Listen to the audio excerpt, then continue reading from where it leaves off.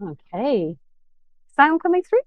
Sound is good. Well, hello everyone. Welcome to Green Tech Southwest. To those of you that are joining us online this evening, we are live and talking to you from Bristol, from the Scott Logic offices on Victoria Street. Hopefully, on the other screen, which I think, oh no, that side, you can get a little bit of a sense of the room.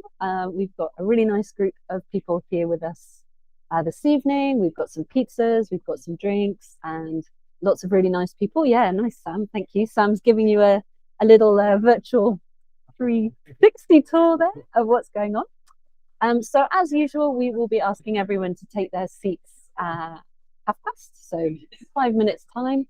For those of you, if there's anyone here tonight that wants to do a 60-second intro, Chris, I know you're with us. You might want to do one.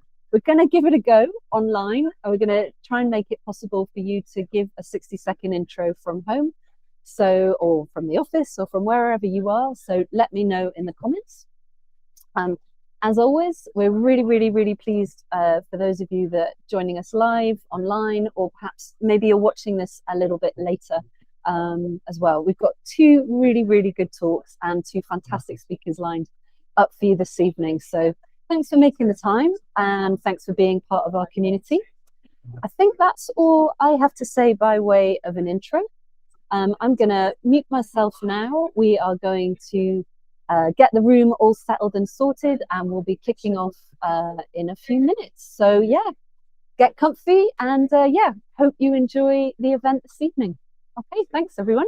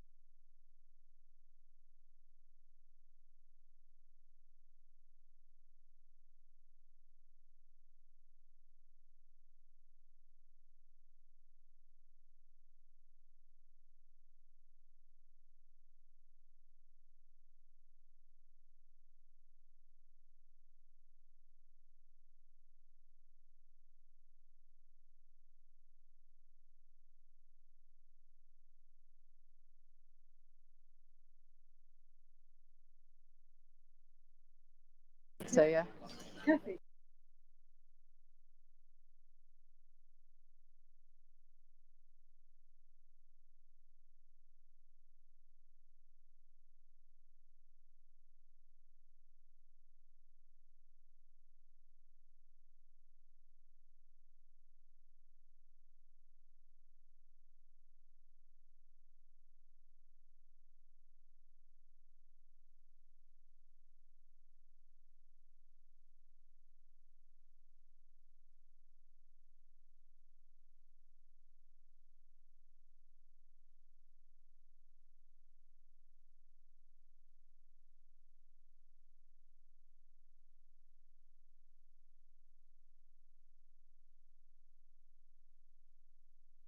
that on there.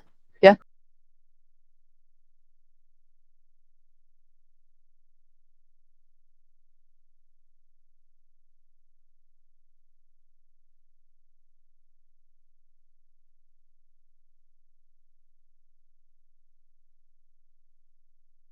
Okay, cool.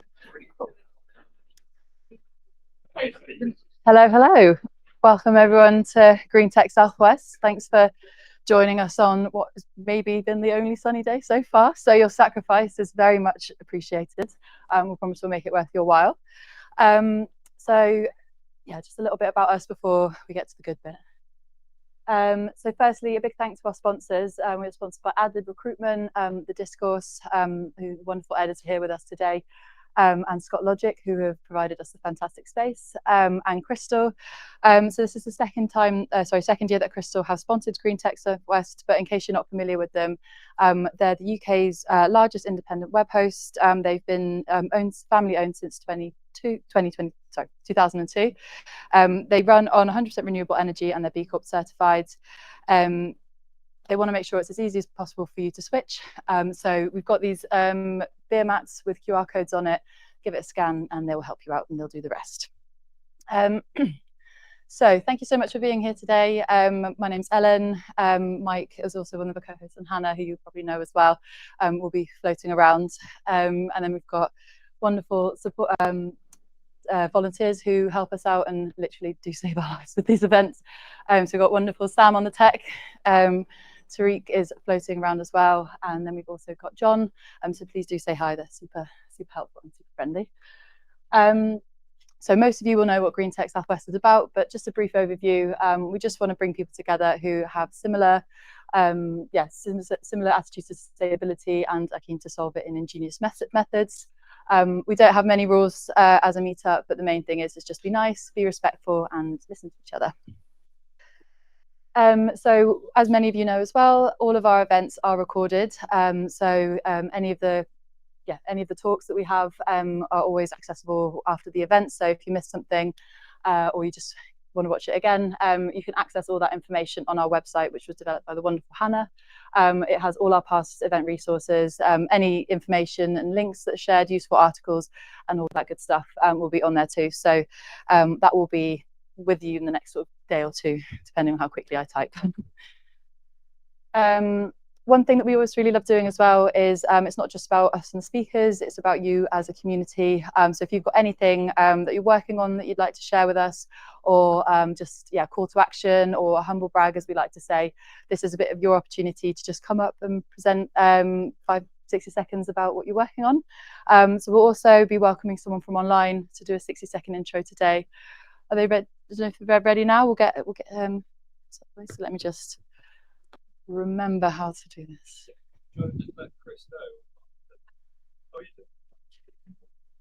Great. So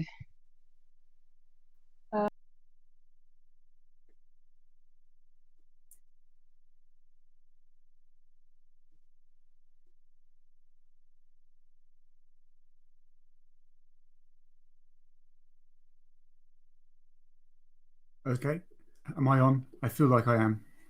Can you hear me? Hannah, please let me know. I want to check I'm coming through. Okay, testing 1, 2, 3. Can you hear me yet? Let's see how we get on. Yay, excellent. Thanks very much for inviting me on. Hi, good evening everyone. I'm joining you from Cambridge, which is southwest of Norwich at least, so it's probably good enough for this evening. I just wanted to quickly share with you, given the topic tonight, a group that I'm on the steering group for, called Data for Change. It's the Environmental Data Network, but the URL for it is dataforchange.uk. It's a group that the Friends of the Earth and Wildlife Trust kicked off, and we're looking to have more and more people join us as a community of people that are working using data for environmental good. We share information about things like tree cover, GIS mapping. We've got a session we're planning for council use of data coming up in the autumn. So if any of you are interested in using data for change and environmental data for good, then it would be great if you could join us. Just come along to the website, dataforchange.uk, and apply to join. You need to sort of knock on the door and we'll let you in. Thanks very much.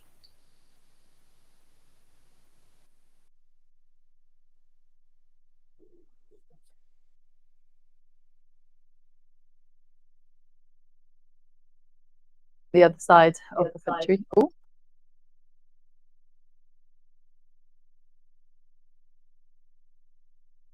One of me's enough, I think.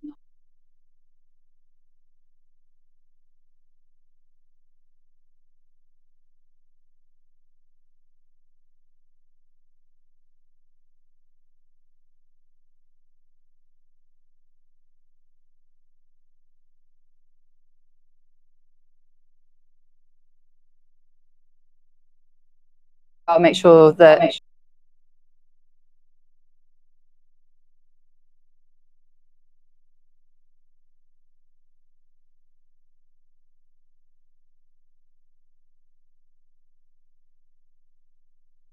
this hasn't happened. About time that we had a bit of feedback. So yeah, I'll make sure that all Chris's information is both on the website, and you can also access it via the chat from the Crowdcast link, which will be shared around. Right, anyone in person want to brave the 60-second intro? Ed's perfect.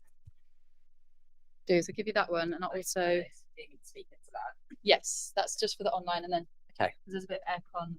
Probably give you this and this. Yes, so that's two mics. Yes. Hi everyone, it's so nice to see everyone. My name's Ed. I am the MD and founder at the Discourse, which is a design agency and a certified B Corporation. We are on a mission to enable the change makers of this world. To achieve that, we partner with businesses predominantly in green tech, as well as charities that work in social impact. Helping them to raise awareness of their work, to attract funding, to grow, and ultimately to increase their impact. How do we do that? By helping them to communicate effectively through brand, through web, and through content. We are very proud sponsors of Green Tech Southwest. It's amazing the work that's going on here in the community, and we're fascinated to know what we and the wider creative industries can do to help you guys on your missions. I think it's fair to say that communication is a major challenge when it comes to the wider adoption of technology and green technology.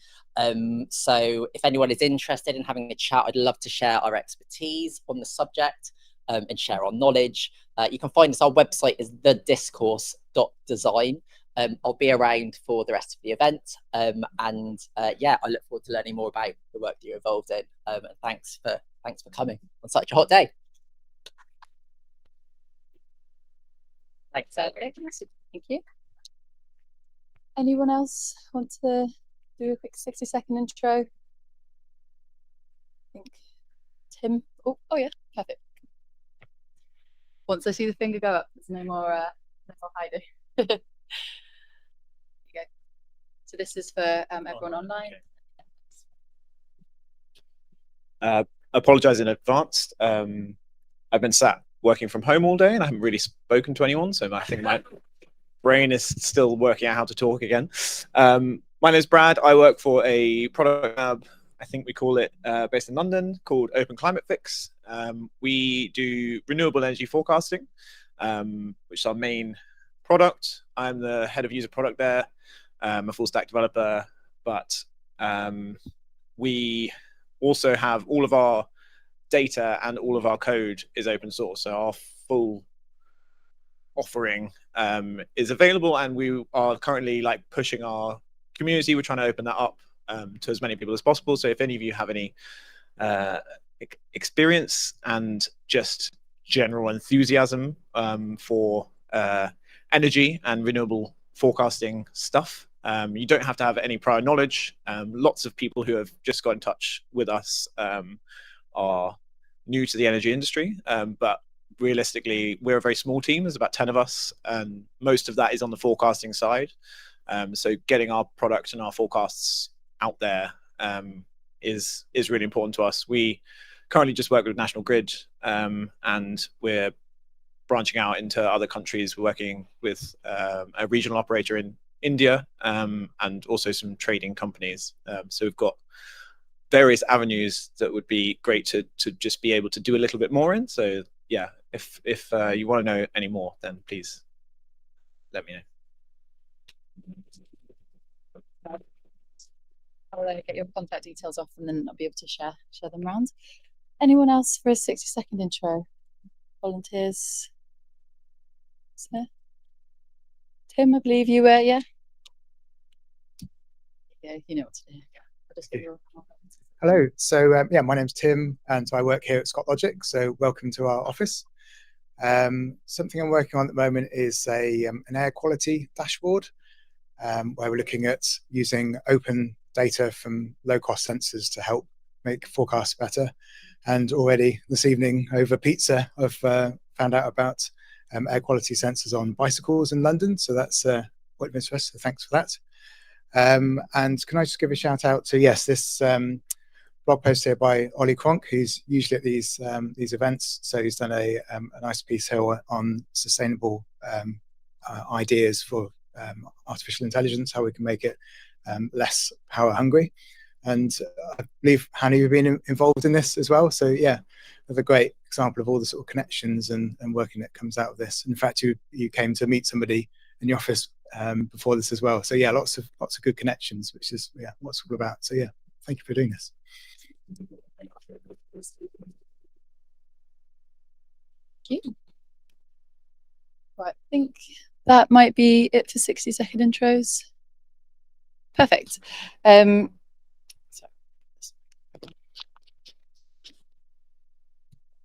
Great, so just slides. Here we go. So obviously we are a Green Tech Southwest event, but we also like to highlight other events of interest. So we've got a few here that we'll share with you. Again, they'll be on our website and everything, but it's just some dates for your diaries. If any of these are of interest, we've got How to Tell Your Sustainability Story, Carbon Reduction Workshop in Bristol on Tuesday the 30th. People, Planet, Pint, nice bit of alliteration there, again on Tuesday the 30th, and then Textiles as well on Thursday the 12th of September.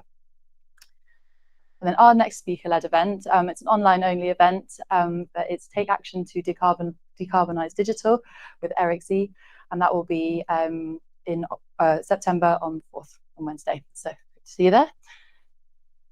And then your feedback means a lot. So yeah, we want to make these events as enjoyable and useful and collaborative as possible for you all. So any feedback, good or bad, do let us know. We want to know how we can improve. That's our contact information there. Now for the main event. So do give me a minute while we get everyone's tech set up. But so we're first of all welcoming Sara. Sara is no stranger to the Green Tech Southwest stage, but this time in a slightly new and exciting venture. So talk amongst yourself, I'll just get her set up, and then yeah, I'll get her to take it away.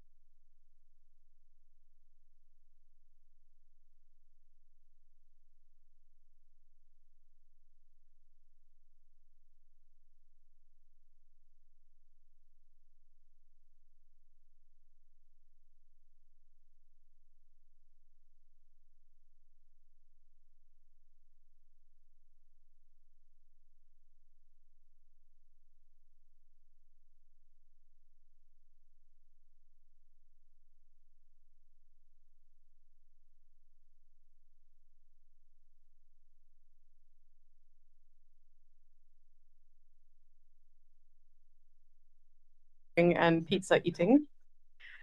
Nice to see you all today. I'm Sara Telahoun. I am Associate Director at 3Adapt. We are a sustainability consultancy that works with all kinds of organizations to help them build sustainability action plans and hopefully have less of an impact on the environment, on people, and just generally try to make the world a better place, maybe.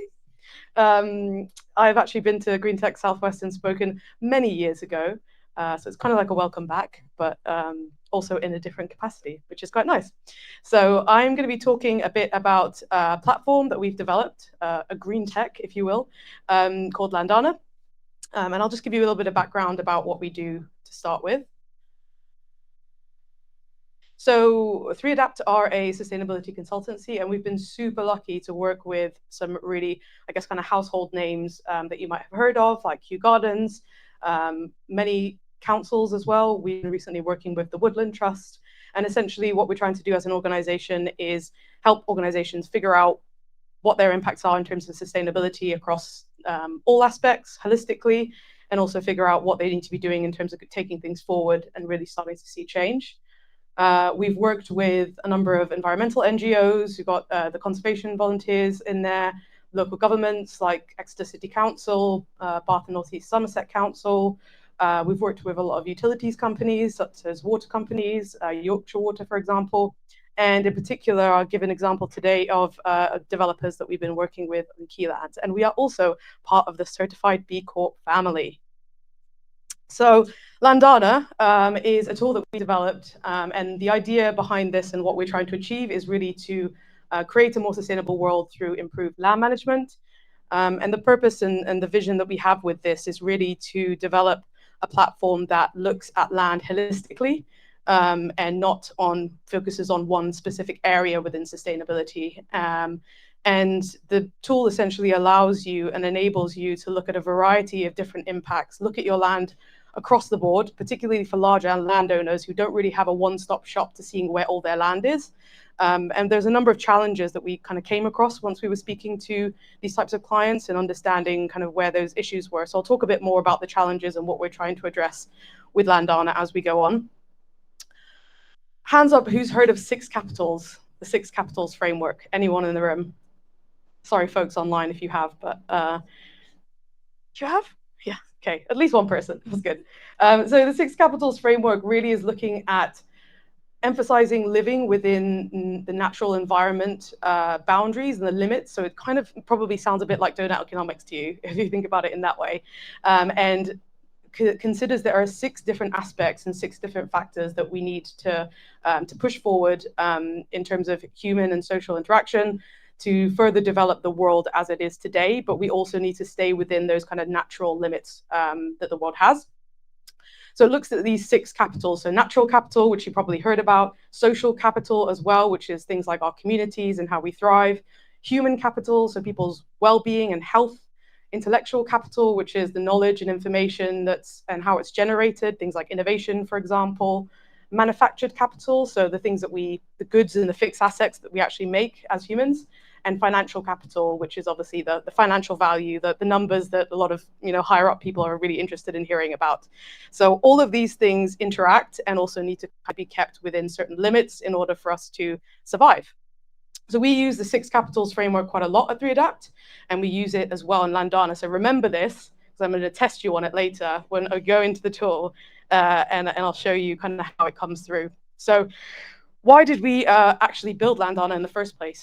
Said I was going to talk through some challenges. At the moment, what we were finding with a lot of landowners is there's loads of fragmented data sets. There's information all over the place about their land, and there's no place to actually understand and calculate the impact of their land using those data sets. So with Landana, what we're trying to do is collate and synthesize all of those data sets in a simple way, and make assessing opportunities, what should we do with this piece of land, make that really easy. The second challenge was really around looking at land holistically. And a lot of the times we were finding that landowners were scrabbling around, hiring lots of different consultants for different pieces of work, and taking lots of time to actually identify what the best opportunities would be.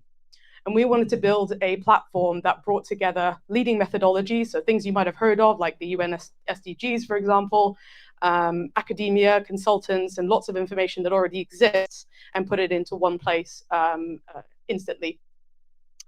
There were a lot of platforms, there are a lot of platforms, we're definitely not the first, but what we would say is a lot of them are focused on quite a narrow scope of impact. What we're trying to do is look holistically at a slightly higher level to say that actually all of those 6 capitals that we looked at earlier are equally important and need to be considered in different ways.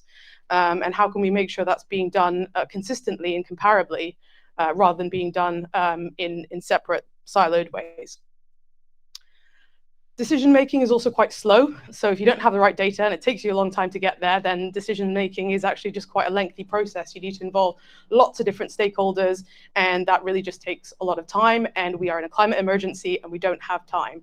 So we really wanted to build something which was quick, dynamic, immediately updating, and it's just quite fun to use, and something that you can use in things like workshops and engagement materials and things like that.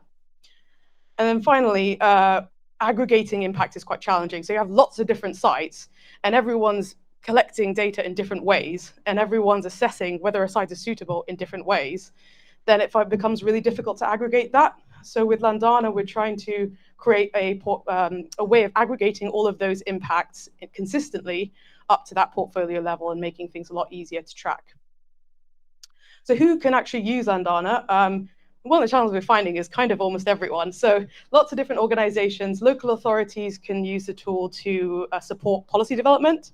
They can also use it to understand the land that they own. Local authorities are obviously, some of the largest landowners that we have. Land managers and developers, I'll talk through a more specific example of this, but they can use the platform to have more informed stakeholder consultations. So actually saying, this is what we're seeing in our land, and this is what could happen if we were to do these things. What do you think? And doing that in a more visually engaging way. Charities and NGOs can also use it to go to investors and say, actually, we want to implement these projects. This is the kind of impact it's going to have. Help us make this happen. Impact investors and funders can actually use it to make their decisions about where should we be investing our money, where's actually going to have the greatest social impact, human impact, and natural capital impact. And then finally, consultants and analysts can also help their clients to see what the benefits are of particular projects that they might be proposing and whether or not option A or option B might be more impactful. So how does it work? This is the interesting bit. I'm going to walk you through an example, a case study with one of our clients who've been working quite closely with Landana on, called Keyland. They're an arm of Yorkshire Water, and they are a developer. And I'll show you through this process how we're kind of looking at activities that can support the organization's ESG objectives. So they have particular goals in mind, and they want to build a development which is really looking at the highest levels of development standards. So the Eschholt positive living was that example, and I'll walk you through kind of what it looks like through Landana. So it's a web-based app, which means there's no kind of complicated software installations. You log in, and you can immediately start searching as a landowner. So you can actually just go into the landowner search, and you can have a look for any landowner. So any organization could do this for another landowner. It doesn't have to be your land specifically. You can actually just start searching for it, and it will come up with all of the land that is registered under the land registry data, and it will map it out, and you can add all of the sites to your portfolio. And that happens pretty quickly. So those are all of the sites. It tells you some high-level information about the sites, and you can kind of get going to see what's going on in those sites. The next step is you can actually start to see what the characteristics of some of those sites are. So you can zoom into the map, and Landana has essentially kind of built in and aggregated loads of different data sets to start having a look at what's actually happening on this land. We've got lots of different filters that you can kind of walk through. So things like the landowners that you can color by category, and everything sort of layers one over the other. You can have a look at different locations. So you can have a look at the boundaries of local authorities and see which bits of your land fall into which local authority boundaries. Demographics is another interesting one. So you can start looking at things like population density. And you can also have a look at things like indices of multiple deprivation and see how those overlay with the different land that you own.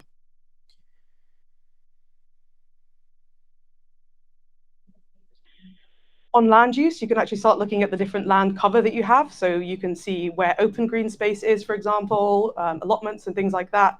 And you can actually start mapping out how those overlay with your sites and the level of brownfield land, and start thinking about what some of these sites might do. Constraints is another key area for Landana. So the different land, agricultural land classifications, flood zones. We obviously want to be considerate about what's happening in flood zones. And all this information you can kind of just toggle on or off as you're going through and decide which aspects are most important to you in terms of visualizing. And these can also be quite useful for putting into brochures and materials for workshops. You can have a look at things like the special protection areas, what's in the green belt and not in the green belt, which is obviously quite important, and where is there ancient woodland and what land falls under the National Forest Inventory.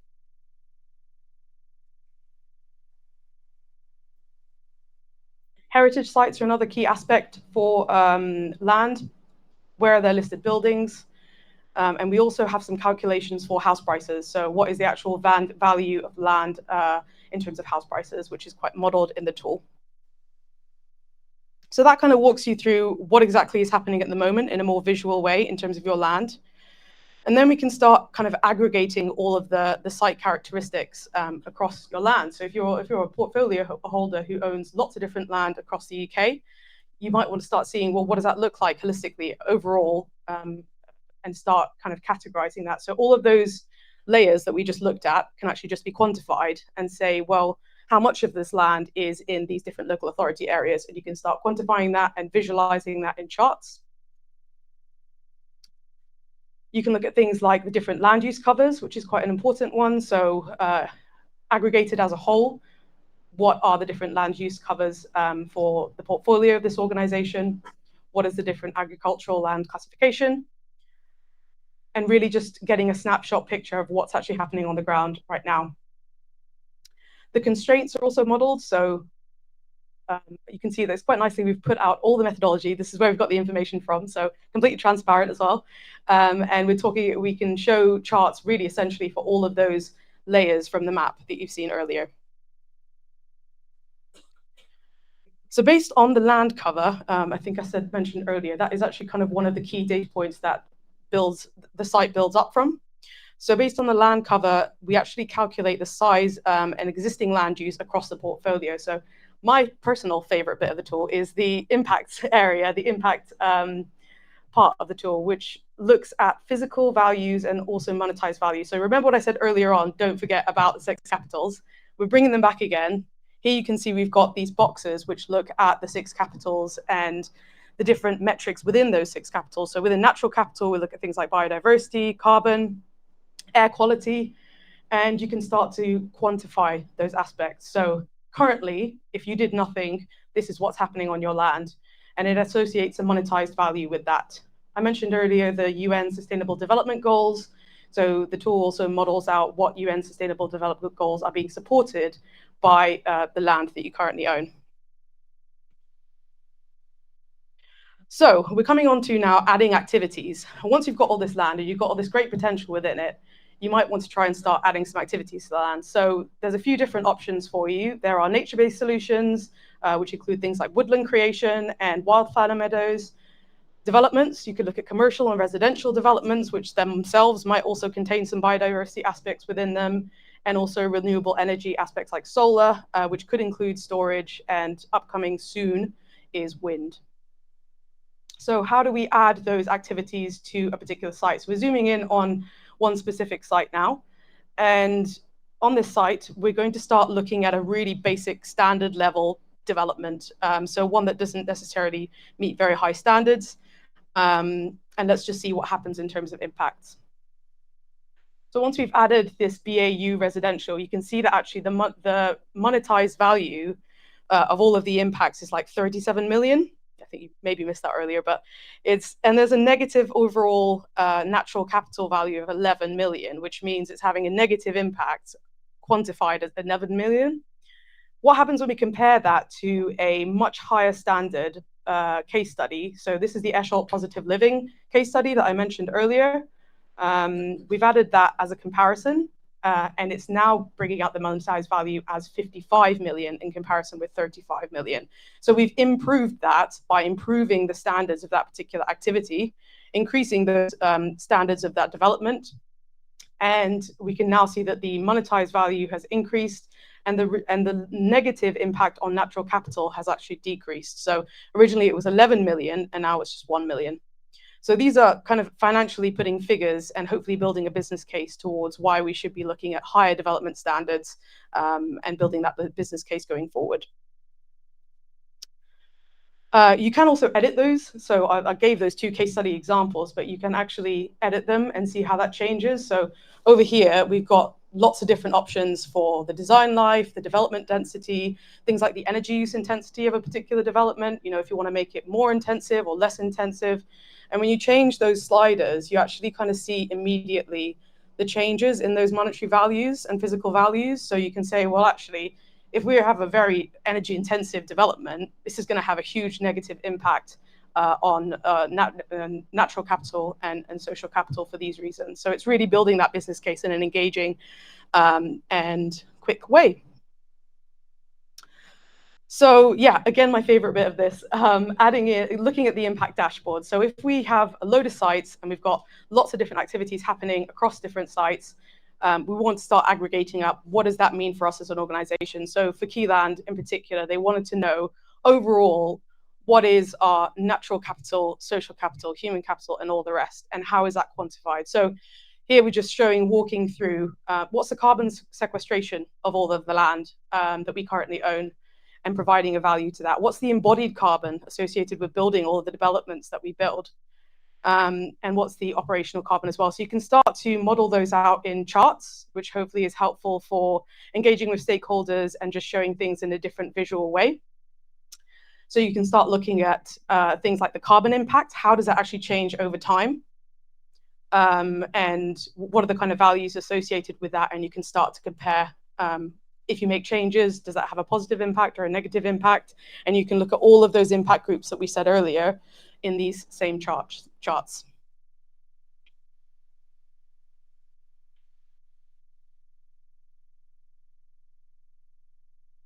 So just to kind of sum up that example, hopefully it kind of visualizes a little bit of the capabilities that Landowner has. And through working with us, with Keyland, we're able to kind of see a really positive impact from the development that they decided on, which was a really high standard development, looking at things like accessibility, health and well-being for social value, looking at things like sustainable energy usage and solar panels, looking at things like the economic benefit, as well as biodiversity and positive net gain.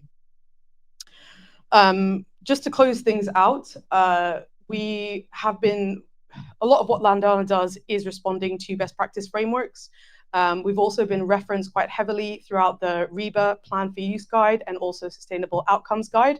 So there's a nice case study there from the Plan for Use Guide on the Eschalt Positive Living.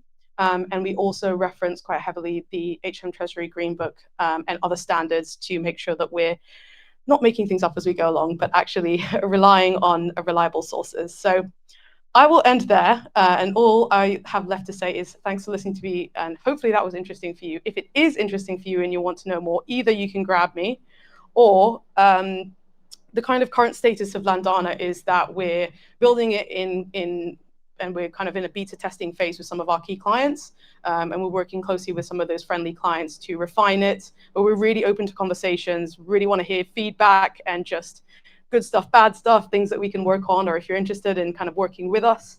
And then what's next? We're hoping that people will sign up to hear about the further development. So we've got a mailing list that you can sign up to, and we can discuss about if Landana is interesting for you or if you want to learn from what we've done. Thank you very much.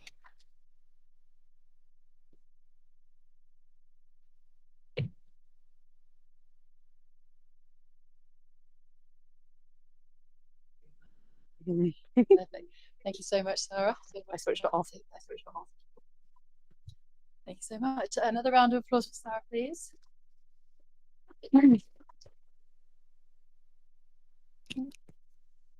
Right, so just while we get Geoff set up with everything, feel free to grab another drink. I wanted to point out as well that there's actually a water cooler at the back as well, in case just fancies a H2O. Oh, and there's ice in that bag as well, which I can crack open, or someone could crack open. So yeah, fill your boots and we'll get the next talk up and ready. Here you go.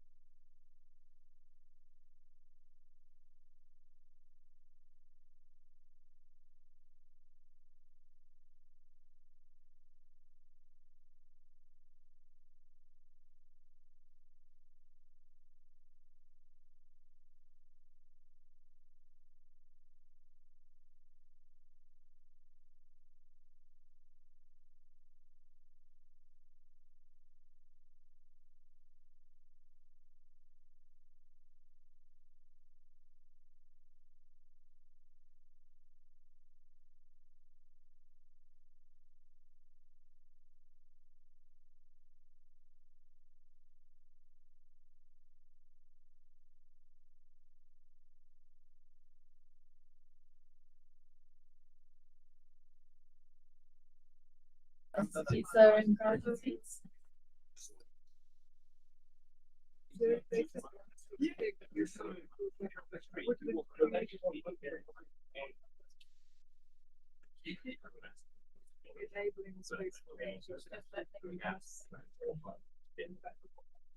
Great. So we'll really honoured to welcome Geoff as well, CEO of Wilder Sensing. Say no more. Yep. That. Oh yeah. Good evening. Thank you very much for your time.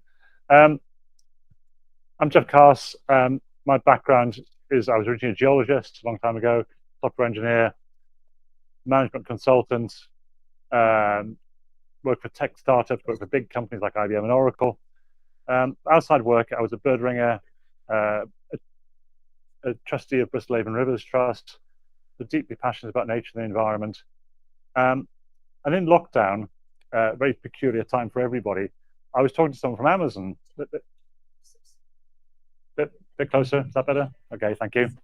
So I was talking to someone from Amazon, the company, not the forest, and they were saying that they were deeply concerned about carbon credits. You know, they're spending hundreds of millions of dollars in carbon credits offsets around the world, and the data was really poor quality. It was really mixed quality data, to say the least, and it was undermining the market for carbon credits. And as we move into nature-based recovery, and we're seeing the rise of things like biodiversity credits, biodiversity net gain credits, they were really concerned, unless we've got good data, people won't believe it. And you know, public sector investment wasn't enough. We need to be attracting private sector money, and then you'd have confidence that the biodiversity returns were being delivered. So that got me thinking. So I thought, well, is there a technology that is easy to use, people can relate to, is low cost, and is robust and auditable? And there's also technologies on the market that helps measure nature-based recovery. There's drone data, there's satellite data, there's eDNA data, all kinds of things. But the thing I settled on was bioacoustics, sound. You know, pretty much everyone can relate to sound. They go out in the countryside, you can hear the birds or whatever. So we spent 2022. I had what I call a minimal lovable product. It works on PowerPoint, nothing else. And people were saying, what do you think? And they go, oh, I love that. I love that.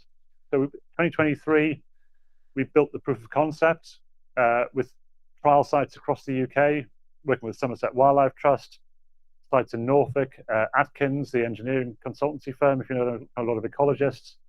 By the time we got to the end of 2023, we thought we were ready. We've had enough validation, enough proof. We can generate large-scale, accurate data sets, a million records on a site at species level. And we launched the product in January, and we've had fantastic uptake. We've had people like Natural England using it, wildlife trusts, consultancies, major landowners. So the uptake's been really, really interesting. So I'm going to explain a bit more about what we do and how it works.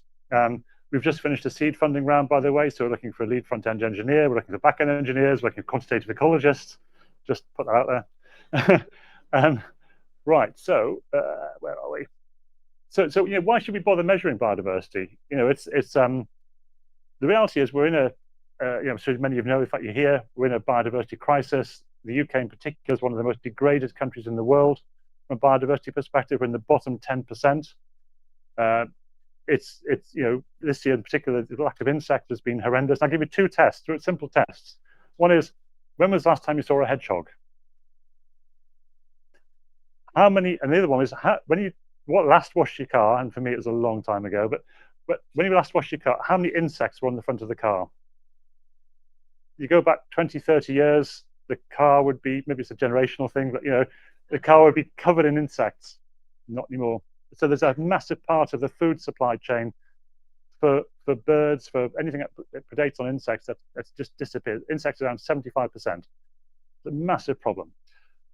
So there's government responses happening around the world. In the UK, we've got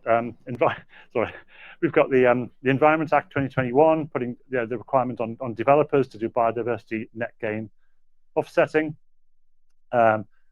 There's things like the Task Force for Nature-Based Financial Disclosure, which is coming on, where companies are going to be obliged to report their impact on the environment and impact on nature. Some of these are voluntary. They will become mandatory in time as companies have to report their carbon accounting. However, the work of ecologists, and I'm going to be slightly provocative here, it's very expensive, it's highly skilled, it doesn't scale.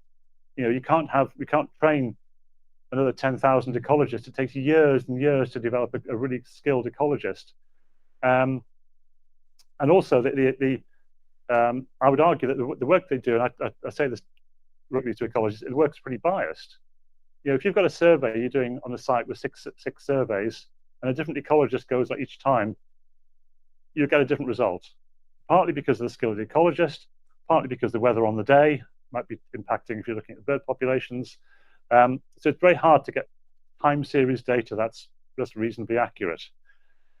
So that's where we saw an opportunity for specifically machine learning to listen to audio at massive scale to identify what's making a sound in the landscape. Does that make sense so far? Yeah. Okay. So the way it works, lots of things make sound. Obviously, birds, bats, insects, soil makes sound. Obviously, whale, eels. I've got some fantastic eel recordings, by the way, if anybody wants to do eel recordings. And so the way it works is, you get one of these little things. This is a very simple one. I'll just take the cover off to show you what it's like. It's not very sophisticated. It's just basically some batteries, right to an SD card. There's a microphone on the side, and you stick it on a tree. And that's it. And you get better ones. These are the last 10 days. The better ones the last couple of months. And they just record soundscape. That's all they do. Nothing clever.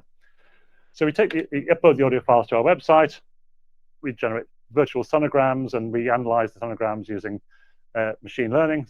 So we take an hour-long file, for example. It takes us about 30 seconds to process it. We sample it every 3 seconds and say, what, if anything's made a sound? So in that 3 seconds, we'll say, is all the probability applied to this? It was 83% certain it was a reed warbler or whatever. And during an hour-long file, it depends on time of year, dawn chorus, we'll get hundreds and hundreds of records per hour of what's making sound. Now, one recorder will generate about just over 1 terabyte of audio during the course of a year. And a site with 4 of these little recorders will generate about 1 million species level records from, say, 100 species of bird or whatever. And that gives you unparalleled insight as to what's happening on the site in terms of, we can't tell you how many birds are there yet, but we're working on it, but we can tell you relative abundance and how the species arrive and depart and all that kind of stuff. So we can get massive, massive data sets. It's unparalleled. What's the next slide? So typically on a project, you work with a landowner. It could be an estate owner or whatever, and we design the survey. So we're going to put 6 sensors in or 10 sensors or whatever based on how easy they are to access. One of the things that we're lacking, by the way, if anyone's got an idea, what we want is devices like this, but are connected through 4G or 5G. There's nothing, I can't find anything in the market at the moment. So people have to go out and every couple of weeks and change the batteries and change the SD cards. If anyone knows of a device, I'd be really appreciative. You install the sensors, you have a management plan, you upload the data, we run the AI. I'm going to show you some examples in a minute. And from that, we can, like the Somerset Wildlife Trust site on the Somerset levels, a place called Honeygar Farm, they're re-wetting the peat. And so to reduce CO2 is the primary purpose, but there's a whole new population of wading birds, starting to lapwings, snipe, all kinds of stuff. We can tell you, for example, when a flock of lapwing arrive, because you get a big spike in lapwing calls, and then a few hours later they've gone because they're moving on to another feeding site. So we can get to an amazing level of granularity. Right, so 2.5 years ago when I set this up, I set ourselves a goal. I don't know if any of you have heard of this expression, a big, hairy, audacious goal, a BHAG. So our BHAG was being on Springwatch, okay? So if you say, well, here's our kind of high watermark, to get there, you work it back, we need something which is credible, scalable, provable, all those kind of things. So 2 weeks ago, we were on Springwatch. So it was broadcast from RSPB on Poole Harbour. There's Poole Harvest here, Pools here, and Bournemouth. And we had 6 recorders out for 6 weeks. And so I'm going to show the video now. Yeah. So there's no one from the BBC's here because I've stolen one of their videos. It's a summary of an 8-minute clip. So if you want to see it, it's on Springwash episode 11. Oh yeah. All right. So this is my new tube.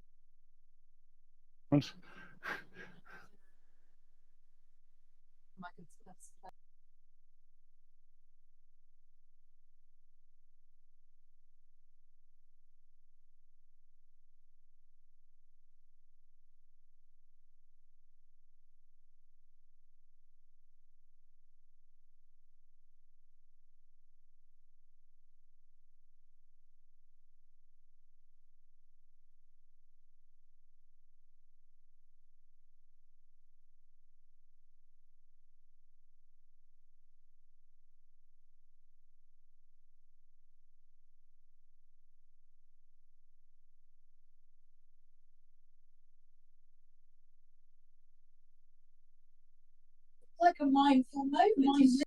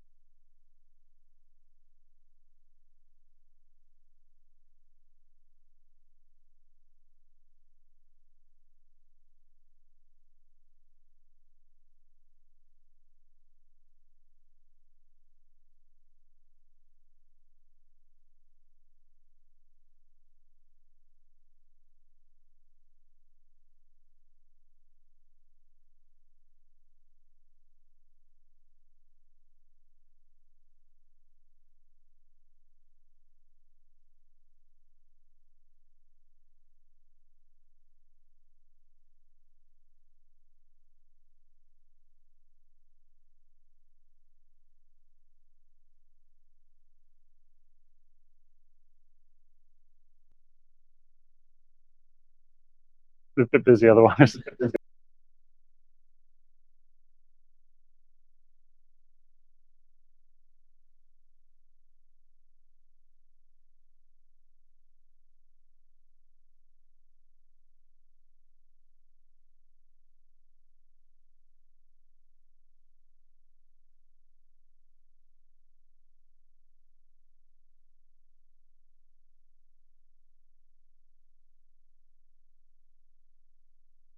Species level data. I'm just going to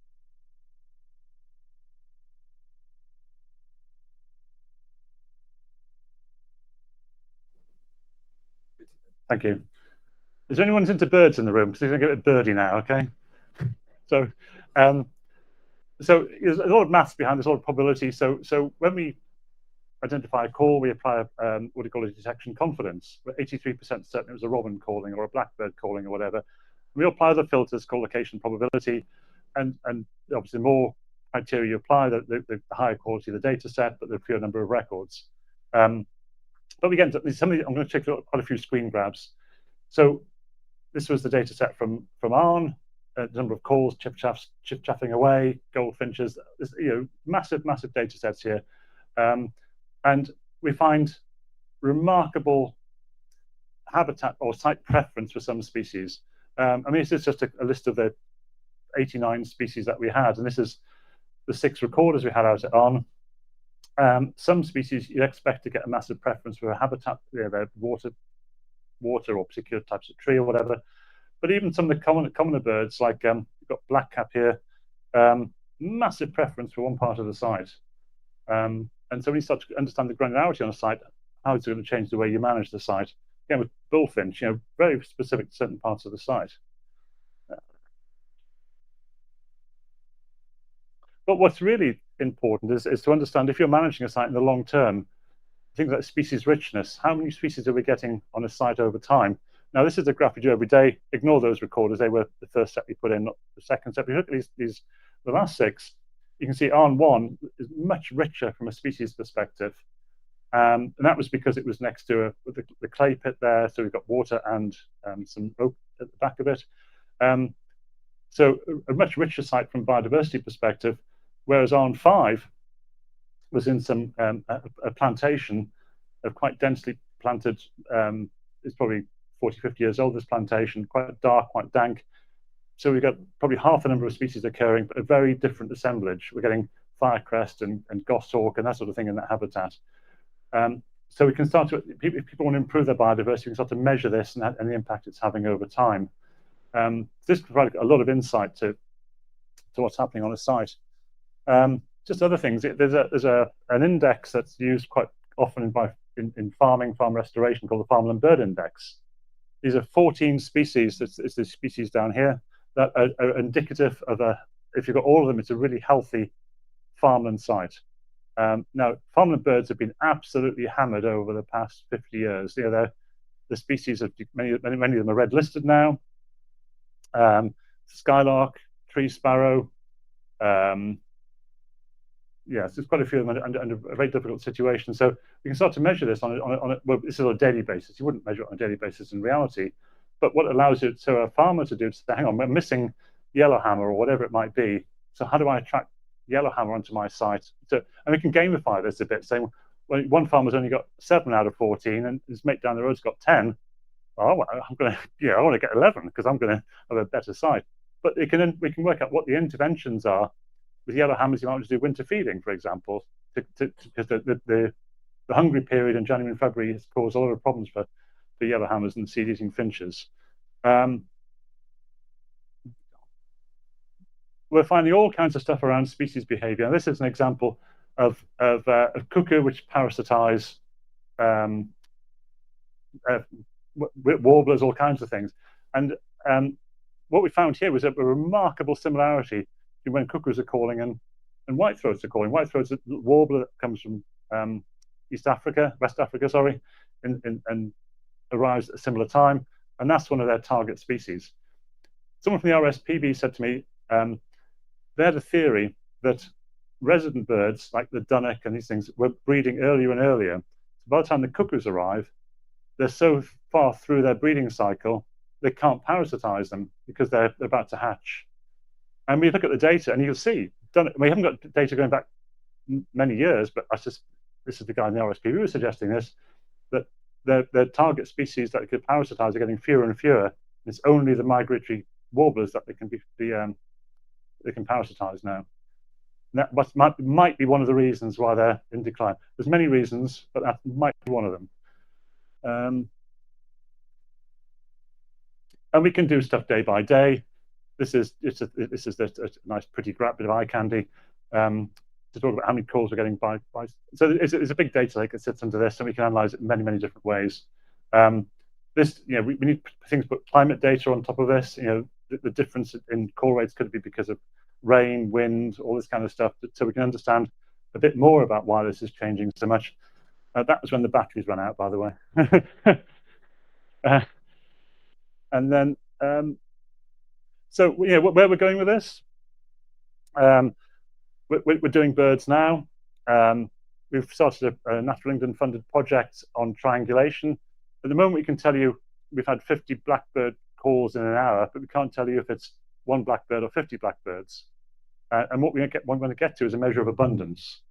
So triangulation is, we've had 4 of these little things in a pyramid, about a 2 meters triangular based pyramid, one about ½ meter off the ground, 3 of them in the 4th one 2 meters above that, using the difference of time of arrival of sound.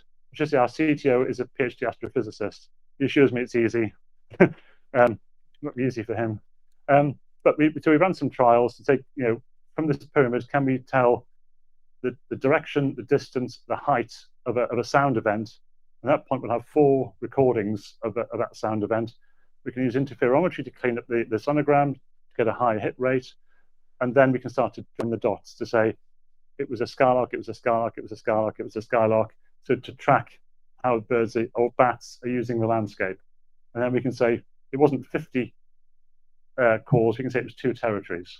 So therefore we can get a measure of abundance. So that's the kind of stuff we're working on. We're going to do bats next.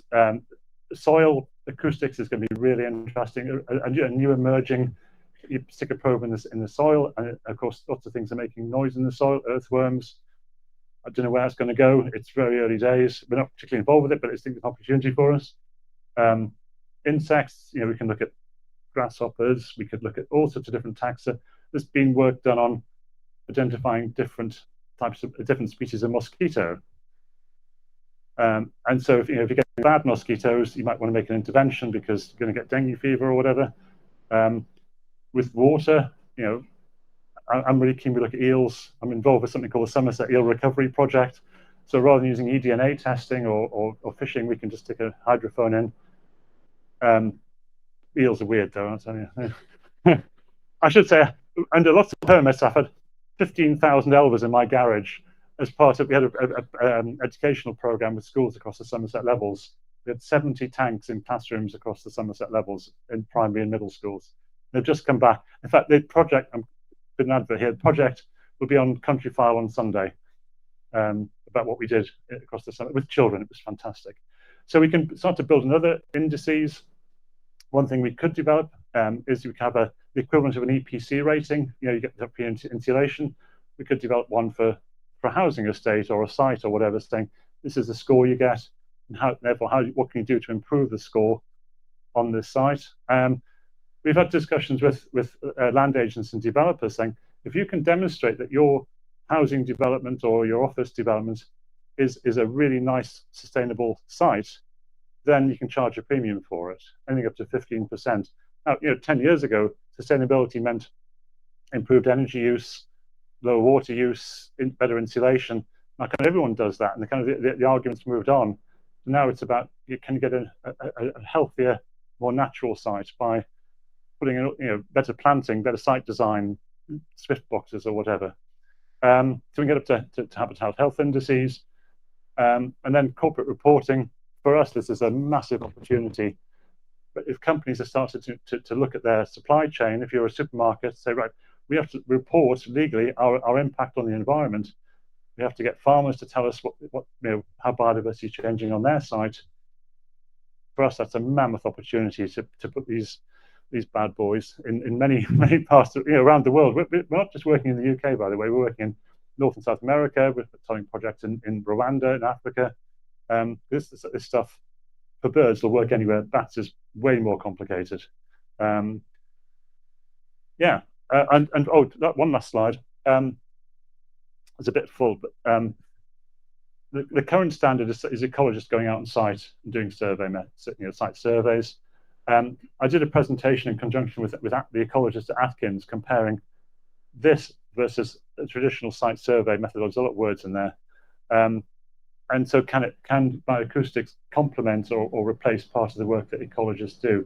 Now, I'm going to say this, both have got strengths. You need ecologists to do some ground truthing. Ecologists will pick up stuff that we won't pick up, but we'll pick up stuff they don't pick up. So using the two together can give a much better outcome. Atkins, they're saying from going from 6 site surveys, just going on site 6 times, which is expensive, it can be driving a long time. From a work-life balance, it's very disruptive because sometimes doing dawn surveys. Going to 3 site surveys and leaving the recorders out gives a better balance of both the cost of delivery of the surveys and getting a better result for their clients. So they get much more data as to what's happened across that site. One last summary slide. We can generate massive data sets at a very moderate cost. We get false positives, we get false negatives. Some species sound really, really similar. I got really excited when we first started this and we were picking up lots of hawfinch. And I thought it's very rare. And then you listen to it and it's actually one little phrase in the robin call. So there you go. So these things need to still be validated to say, yeah, these things are true. I mean, with the Somerset Wildlife Trust, we started picking up a bird called a black-crowned night heron, which is only bred once in the UK in the Somerset levels in 2017. So we go, nah, it can't be right, it can't be right. And the herons are pretty hard to tell apart. You go, and then I had a phone call from the ranger at 7 o'clock one morning saying, Geoff, we've just seen a black-crowned night heron right next to one of the recorders. You know, so we were picking it up. So there's significant savings to be made. It still needs an ecologist to look at this and interpret the data. We get false positives, we get false negatives. We've got the Somerset Wildlife Trust, a lot of volunteers doing a lot of the work. They're going out there changing the recorders. One guy, he's fantastic. He's a volunteer. He goes every Sunday morning, 6 a.m., winter and summer. He said it's great for his mental health. He gets out there, gives him motivation, and he's doing a fantastic job at managing all the recorders and contributing to that. And we've got other volunteers who are going through listening to all the recordings. There's one guy, he says, I go through, I'll listen to 100 recordings of 3-second or 10-second clips one evening. He said, my wife's watching Strictly Come Dancing. I'd much rather do this, and it helps him as well. So yeah, we're starting this journey. Just finished our first funding round.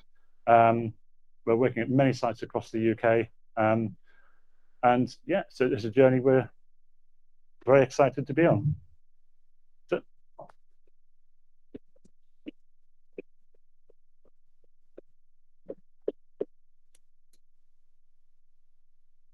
Great, thank you, Geoff, for a really interesting talk. I think BHAG is my new favourite. Yeah, great. Really big thank you to both our speakers. We're going to get them ready for a quick Q&A session. Sorry. I know that's so I'll just take you. Thanks, I got in trouble there. Yeah, so we'll just do a quick Q&A session to answer any questions you have. We'll be passing around one of these in the audience so that people online can hear as well, and then we'll have one for the speakers. Whether or not this microphone will stretch, probably let's not risk it, so speak with your chest. Thanks, Ellen.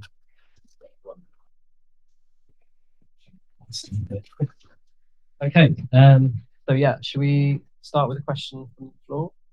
Has anyone got any questions for either Sara or Geoff? A really simple question for simple question for Geoff. What sound does soil make? It makes some really weird sound. It's you've got all these different, you've got earthworms and all kinds of beetles. It's still being disentangled as to what makes which sound. So you've got experiments where people are putting different types of earthworms into types of soil. You get a lot of mechanical noise as well from water flowing through soil. So the research only really started in the last year or so. So honestly, it's going to be fascinating how this develops. I just want to be quiet. Thank you very much for that. Question for Sorry, try not to stand on those feet. I'll come round. Just wondering, for the bird song in the data, how do you manage to split up the different birds sounds, if that makes sense? Like if you have 3 birds singing at once, how do you manage to split out the 3 different sounds? So we sample it every 3 seconds. So if you have got birds literally overlapping, it's really quite hard to distinguish the different sounds, and it's entirely clip it as to which is calling when. Having said that, we get so much data. If you've got a million, Somerset Wildlife Trust, as they're new, they're putting in 20 recorders now. They're getting 5 million records a year. So if you're under recording one species a bit, it doesn't really matter. The data sets are so vast. But it is a challenge, in terms of consistently identifying. Things like dawn chorus can be a bit of a nightmare, to be honest. Because they're all chatting away. Yeah. Lovely, thank you for that. Any questions for Sara?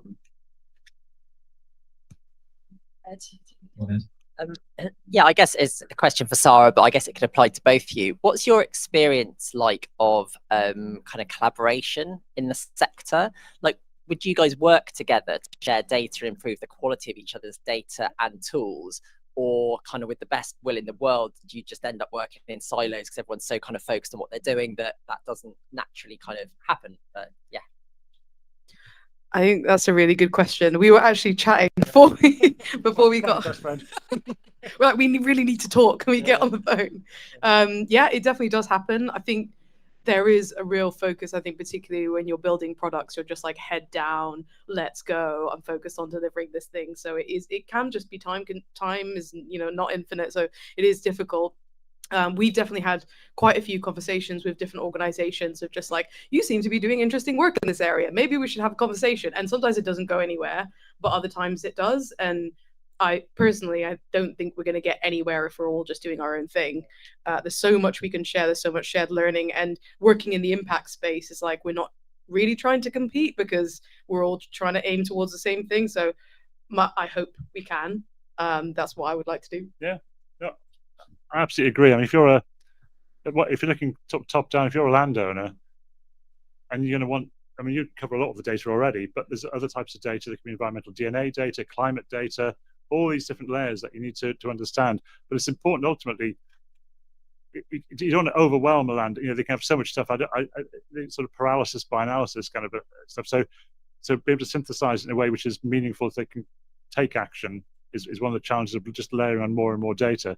I've been at a conference the last 2 days in Lincoln, where you've got some major landowners and some platforms that are developing multi-technology solutions where they're getting data feeds like eDNA and stuff to inform that bigger debate. But we're such an early stage with these technologies, to develop all these different competencies like drone or satellite and bring in more traditional methods like water quality sampling is quite such a disparate set of capabilities that startups like ourselves are picking our area of interest and really exploiting it, because hopefully, as you've seen with even just bioacoustics, that in itself is a massive subject, but we need to collaborate together to get the results for the customer.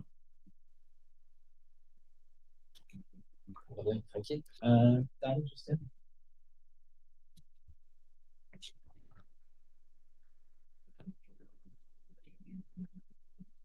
So kind of moving off that point, mostly a question for Sara. You have, frankly, an enormous set of data.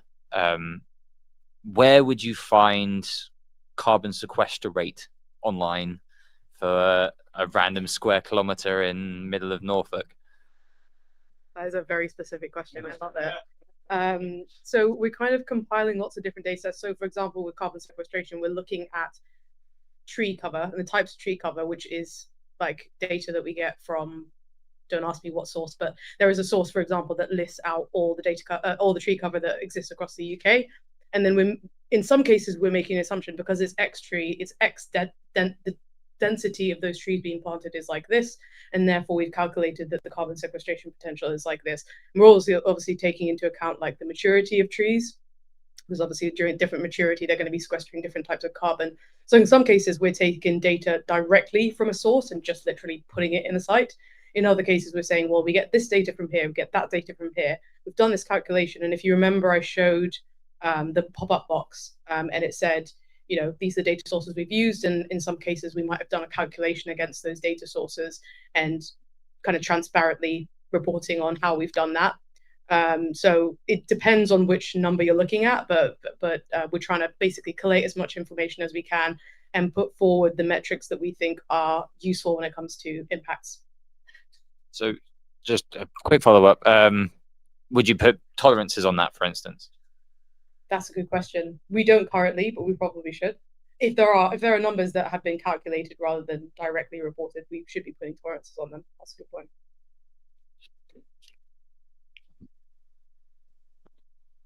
Yeah, we've got a question from Chris Poynton for Sara. Given the new government's commitment to massive house building, can Landana be used by communities and local councils to negotiate for lower impact, high quality developments? Ooh, love that question. It's a good question, isn't it? Funnily enough, we just released a blog on this exact topic. Yeah, we just put out. We kind of looked at the new manifesto from our from Labour government and had a look at some of the targets that are being aimed for, and Landana can definitely help with a lot of those. So I think I showed you earlier that we were kind of using. There's many ways to use the tool. One is optioneering, so taking two different options and saying we've got this potential type of development or this potential, you know, solar array, and then comparing it with a different one which has different properties and seeing what the positive impacts are, negative impacts are of those two. So it's about using the data for storytelling. So I think it definitely can be used by local authorities and communities to say, here, look, we know that this is going to have such a negative impact. We really should be pushing for these types of developments and these types of standards, and building that into a kind of business case of why should we be actually looking at things in a more holistic way, and also not just focusing too heavily on some areas that we do typically do, which is carbon. You know, obviously net zero is a massive focus for us. But also making sure that we're considering the kind of social implications, biodiversity impacts alongside those. Thank you very much. So another question from home, from Greg Southey for Jack. Have they ever instrumented a biodiversity-rich area, e.g. Nepal State, as a high watermark, e.g. to compare to an average area of the UK and see the differences? Those of you who don't know, Nepal State's probably the poster child for the rewilding movement in the UK and in West Sussex. Sorry, that one. Sorry. So if you ever get a chance, go and visit it. It's fantastic. And bizarrely, at the conference I was at this morning, Charlie Burrell, who owns it, was there, and he did a presentation. He wants you to come do some work at NEP. So I think the question here is, can we define almost a maturity model? Say, what does good look like? And I think we can. We're getting enough data now to show different habitats. You get different bird assemblages, for example, changing over time. And I think the bird assemblage is a better, more responsive indicator of change than perhaps the plant assemblage. I'll give you a good example. I was doing a breeding bird survey in the Quantox. The Quantox has got some wonderful oak temperate woodland there. Really mature oaks. You know, it's a fantastic. If you ever go to the Quantox, it's wonderful. So you've got these wonderful oaks. They haven't changed probably for 100 years. You know, big mature oaks, but the bird population is changing really quickly. There's iconic species there like pied flycatcher and wood warbler. They're declining really quickly. So by looking at the trees, the plant habitat, you wouldn't notice a change. But you look at the bird habitat, the bird assemblage, and it is changing really quickly. And I think that's true both of sites that are improving, birds will move in faster, perhaps, and the plants will grow. And it's certainly true in an environment that's degrading. So we think we can develop a definition of a habitat based on the bird assemblage, not the plant assemblage, and that could be more responsive to change. But I think need lots more data. I've got one question for both of you, but if there's any other questions in the room, just say. Hi, Geoff, Sarah, it's a wonderful contrast between the two of you, because Sarah developing the products, Geoff has a powerful tool. I've been doing biodiversity assessments for 30 years. I love this idea of a tool. What I'm lacking, Sarah, but this tool is very valuable, but what I'm lacking in my practice, the product I need as a commercial ecologist doing assessments for a range of clients is a product that will help me with my analysis. So where I'm encountering the biggest gap between academic work translating into usable tools is accessible, understandable statistical analysis that helps me tell the story from Geoff's data. That's a wonderful graph. No idea what it means. Okay, so for my clients, what I have to do for them is tell stories. Okay, and gosh, and if we're to do that and they're to believe the story I've told them, we need really robust evidence, which means I've got to give it statistical power. Now, I don't have the capacity, and I'm not in the right field, to go off and master R and the other big statistical packages, of which I only probably actually need to use 2% of what they do. So I need software developers and people to come and give. I think there is a market, and the market you're aiming at is to enable a whole spectrum of us, not just the old lags like me, but citizen science, everybody, to collect data and make it tell a story.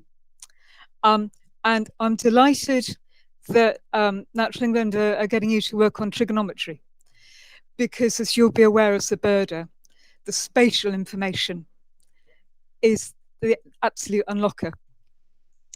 On the subject of indicators, I can go one better than you because I look at insects. Yeah, plants, nah, on the whole, though I do plants as well. And what I do is I try and bring them together. Birds, as somebody who looks at insects, icing on the cake, aren't they pretty? They're not giving me enough, and certainly the quantitative data I'm striving for. Okay. Now, for everybody in the room who's not an ecologist and is starting to wish I'm going to shut up, I'd like to make a general point. Habitats aren't real. It's a genie that's escaped out of the bottle. And it's actually one of the hardest concepts in ecology to define. Go back to the original ecological literature from 100 years ago, Charles Elton. It's a huge bun fight they had over what do we mean by habitat. And it never actually got resolved, okay? And it's got conflated with vegetation types.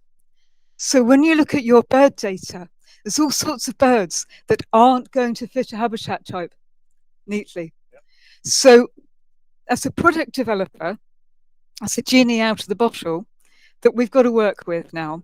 But I'd like you to have that in the back of your mind as a little genie I can give you to say, if you want to be awkward with anybody, that habitats aren't real. That's the end of my rant. Thank you. Thank you for that. I'm sure we all learned quite a lot there. Another question from the room. I think there was one here. Okay. Sure, we like those. For Geoff, you said there's loads of volunteers listening to the recordings. Oh, sorry. So Geoff was saying there's loads of volunteers listening to the recordings. What do they do? Do they have to? Yeah. What are they supposed to? So it depends what their interest is, to be honest. So they might say, I want to look at 100 calls of a particular species. Now, all the results are probability based. And so if it's 85% certainty it was a robin, some of them may well be wrong. So we want to improve the data set by getting people to listen to it. And the example I gave before around hawfinch, I can't do any talks today. Hawfinch is a bird that is pretty rare, and its call sounds exactly the same as one phrase on a robin call. Okay, and I'd defy any machine learning algorithm to tell the difference. But if you look at it in the context of what was reported in the 5 seconds before the 5 seconds after, you would say it was a robin. And so they're listening to these calls and going, no, it wasn't a hawfinch, it was a robin. And they're hoping to build a deep learning layer and correct the data. So they're listening to say 100 calls against a reference data set. There's reference libraries online, thing called Xenocanto. If you want to listen to a bird song, there's millions of records of bird songs of different species from all around the world. An amazing resource, public Creative Commons license. So listen to what we've said it is, and what the reference libraries say. An example from Springwatch, we were reporting it's about 95 species of birds, some of which were incorrect. But one species that we were picking up, which they'd never recorded RSPB on before, was a wood warbler. It's a migratory species, and they went and listened to it and go, yep, that's a wood warbler. So we got one over on the RSPB. And so we can start to find indicators that we can find species moving into a habitat that perhaps hasn't been recorded before, which might be an indicator of change. Lapwings, you can see when the flocks arrive and depart on site. Somerset Wildlife Trust are re-wetting this particular site to raise the water levels to reduce CO2 release, but they want to attract wading birds like lapwing and snipe and curlew, and they can track how these species are using the site both geographically and over time. Great question, thank you. We've just got time for one more. No, we haven't, sorry. If you have any questions still for Geoff and Sara, just grab them in a second. I'm sure they'll hang around and be sure to chat with you. But yeah, thank you all again for coming tonight. And yeah, thank you so much to Geoff and Sara, 2 fantastic talks. If we can have a round of applause for them, that'd be great.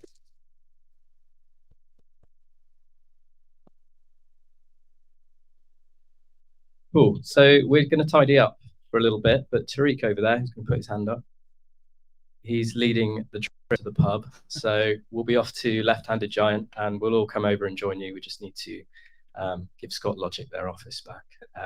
If you could put your empties on the little breakfast bar there, that'd be helping us out.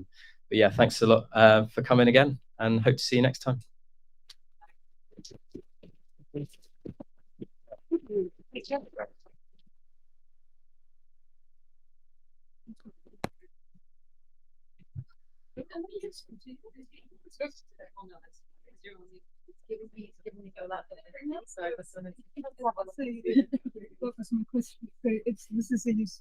that's fine. Yeah, thank you. I was going to forget about it.